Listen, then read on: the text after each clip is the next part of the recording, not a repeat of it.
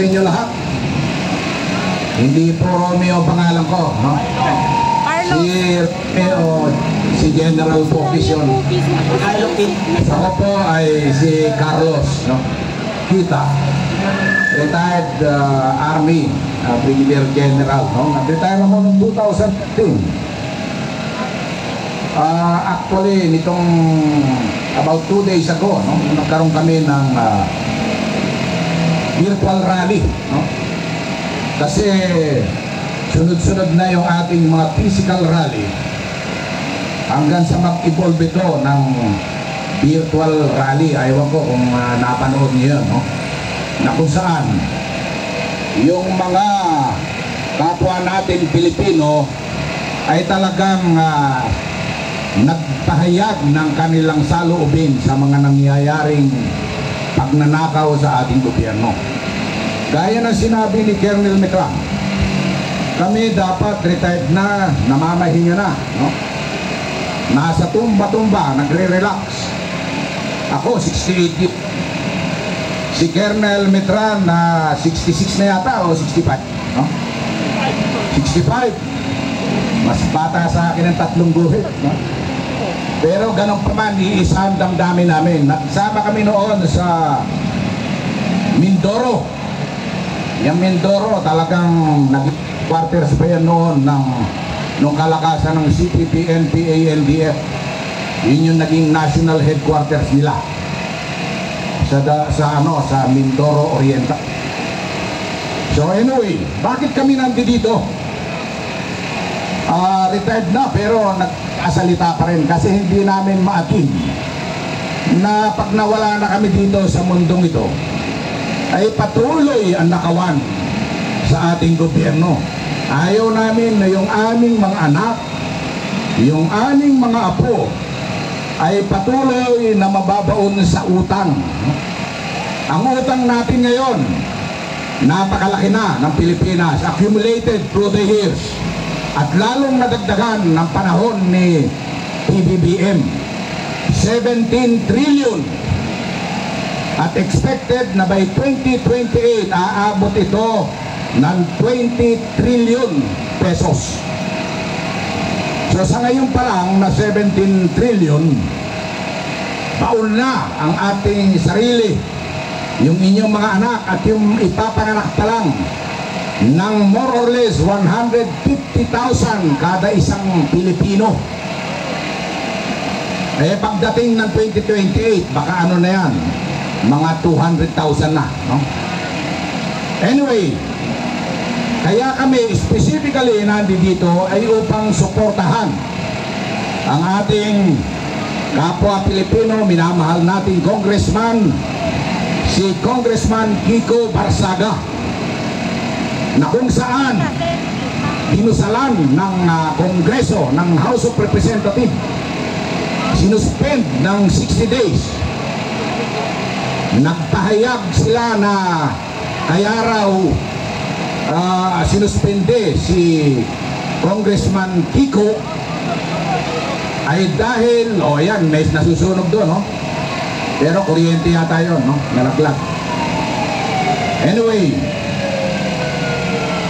sinuspende raw siya dahil sa Republic Act 6713. Ito ay ayon dun sa chairman ng Ethics Committee ng House of Representatives, no?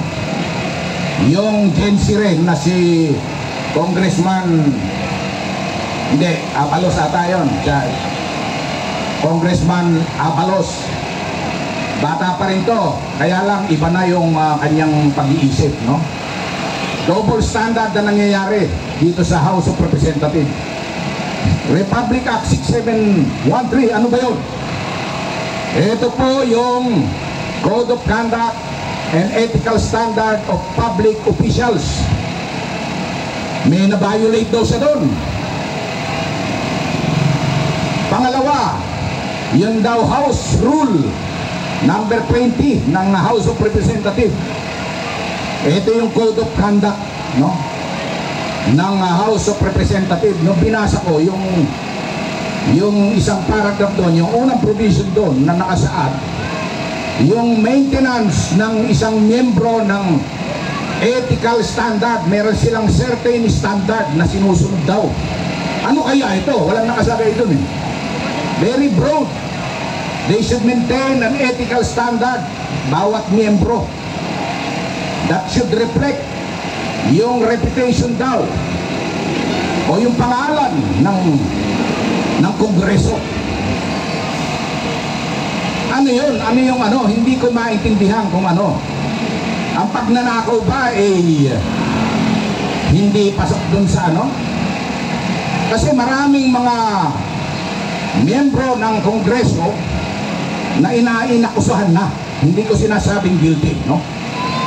Kasi they are presumed innocent unless proven guilty. Yan po nasa batas. Pero inaakusahan sila ng mga kinasuhan na nila na isinagmit na ng ICI, yung mga taga-DPWH. Yung former Undersecretary si Bernardo, maraming binigay na mga pangalan sa Kongreso. At alam nyo na yan, mga vloggers, narinig ninyo. Pero ano nangyari?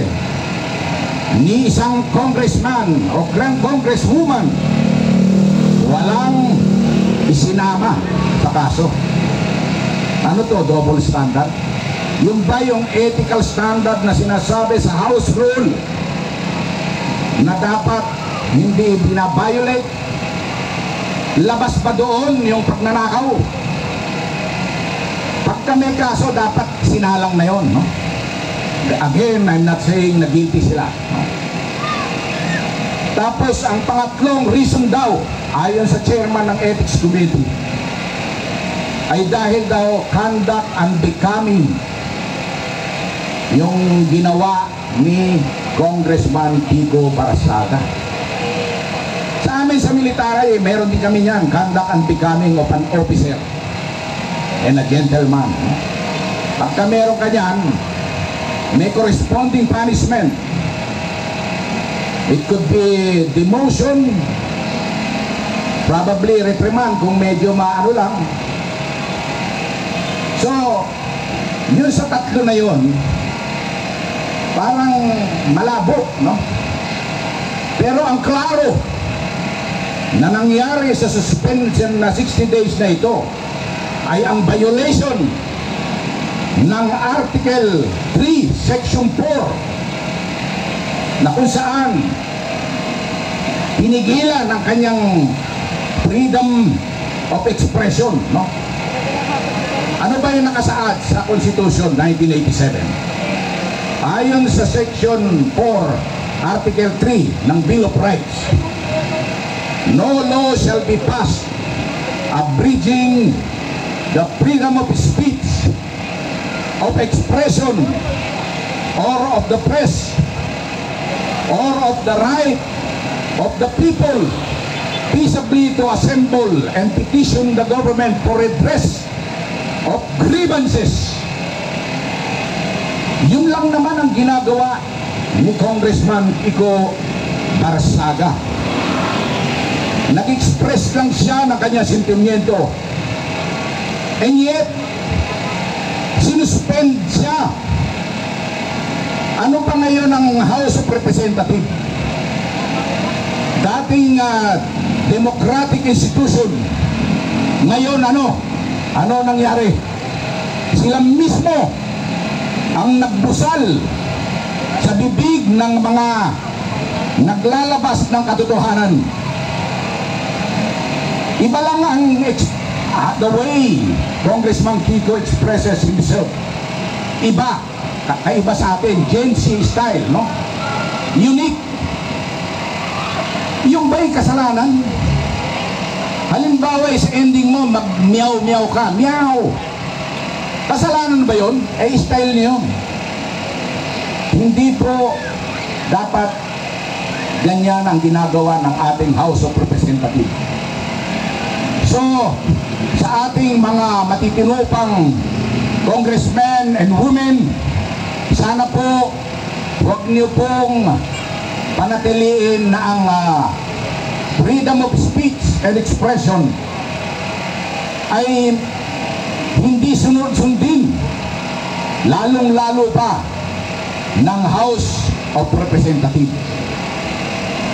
So, finally, itong gabing ito, gusto kong hikayatin ang lahat ng mga Pilipino na nagmamahal sa ating bansa na makiisa, lalong-lalo na ilabas ninyo ang inyong ekspresyon dahil ito lang ang pamamaraan upang maiparating natin sa ating mga kapwa Pilipino ang tunay na pagmamahal sa ating bansa at sa ating pamahalaan na kung tutusin ay gumagamit ng iba't ibang paraan upang makikil ang freedom of expression, freedom of speech.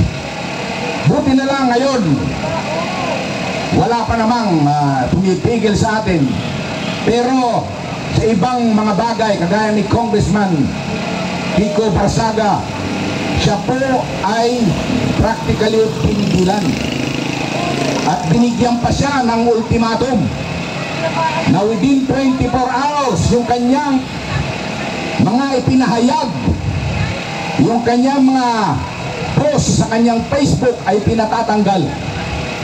Tama po ba yun? Ang hiling ko kay Congressman Kiko Barsaga, dapat itawid mo na ito sa Supreme Court. Mag-file ka ng kaso laban sa mga nagsuspinde sa iyo. Kasi po ito ay violation ng ating Constitution. Ano ba ang mas mataas? Ang Rule 20 ng House Rule o ang Article 3 Bill of Rights ng Constitution? Obviously, hindi po angat ang House Rule dahil ang Constitution po ang pinakamataas na batas sa ating bansa. Again, sana po sumuporta kayo sa panawagan ng taong bayan at suportahan natin si Congressman Kiko Barsaga. Mabuhay si Congressman Kiko! Mabuhay ang Pilipino! Mabuhay! Mabuhay ang Pilipinas! Mabuhay! Maraming salamat. Okay, maraming salamat po, Retired General Carlo Kita. Ngayon naman,